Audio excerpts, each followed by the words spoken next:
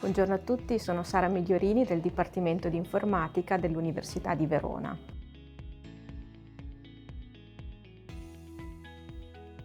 Sì, questo è un problema che stiamo affrontando anche assieme al Dipartimento di Management con cui collaboriamo in questo progetto, proprio con l'obiettivo di creare un sistema che sia il più semplice possibile da utilizzare per l'operatore, richieda il minor numero di informazioni da inserire manualmente, quindi anche attraverso l'utilizzo di sistemi IoT che possono raccogliere in automatico l'informazione, sistemi di intelligenza artificiale che ci permettono di acquisire automaticamente informazione che già è presente in azienda e quindi con l'obiettivo di andare verso la risposta a no, l'operatore non deve fare praticamente nulla per supportare la tracciabilità della filiera rispetto a quanto già fa per le sue attività quotidiane.